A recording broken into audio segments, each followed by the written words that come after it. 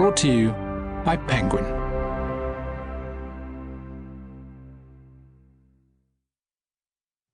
The Lincoln Highway by Amor Towles. Read for you by Edoardo Ballerini, Marin, Ireland, and Dion Graham. For my brother Stokely and my sister Kimbrough. Evening and the flat land, rich and somber and always silent. The miles of fresh-plowed soil, heavy and black, full of strength and harshness. The growing wheat, the growing weeds, the toiling horses, the tired men. The long, empty roads, sullen fires of sunset fading, the eternal, unresponsive sky. Against all this, youth. O Pioneers, Willa Cather. 10. Emmett. June 12, 1954.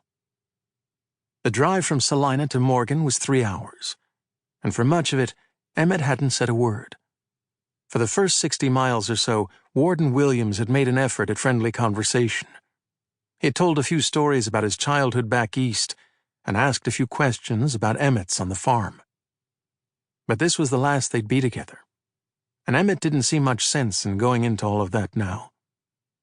So when they crossed the border from Kansas into Nebraska, and the warden turned on the radio, Emmett stared out the window at the prairie, keeping his thoughts to himself.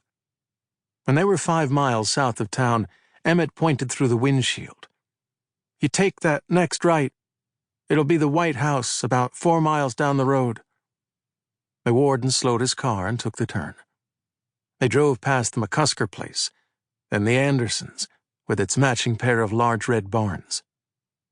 A few minutes later, they could see Emmett's house standing beside a small grove of oak trees about 30 yards from the road. To Emmett, all the houses in this part of the country looked like they'd been dropped from the sky. The Watson house just looked like it had had a rougher landing. The roof line sagged on either side of the chimney, and the window frames were slanted just enough that half the windows wouldn't quite open and the other half wouldn't quite shut. In another moment, they'd be able to see how the paint had been shaken right off the clapboard. But when they got within 100 feet of the driveway, the warden pulled to the side of the road. "Emmett," he said, with his hands on the wheel, "before we drive in, there's something I'd like to say." That Warden Williams had something to say didn't come as much of a surprise. When Emmett had first arrived at Salina, the warden was a Hoosier named Ackerley, who wasn't inclined to put into words a piece of advice that could be delivered more efficiently with a stick. But Warden Williams was a modern man, with a master's degree and good intentions, and a framed photograph of Franklin D. Roosevelt hanging behind his desk. He had notions that he'd gathered from books and experience, and he had plenty of words at his disposal to turn them into counsel.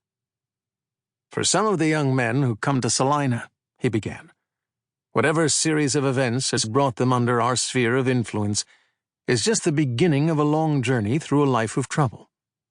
They're boys who were never given much sense of right or wrong as children, and who see little reason for learning it now.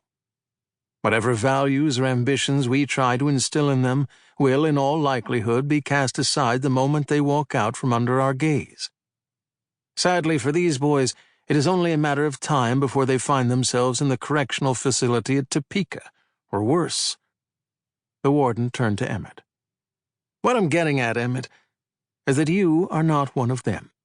We haven't known each other long, but from my time with you I can tell that that boy's death weighs heavily on your conscience. No one imagines what happened that night reflects either the spirit of malice or an expression of your character.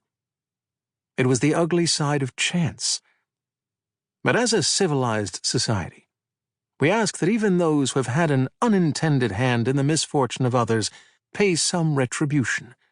Of course, the payment of the retribution is in part to satisfy those who've suffered the brunt of the misfortune, like this boy's family. But we also require that it be paid for the benefit of the young man who was the agent of misfortune, so that by having the opportunity to pay his debt—" Sample complete. Ready to continue?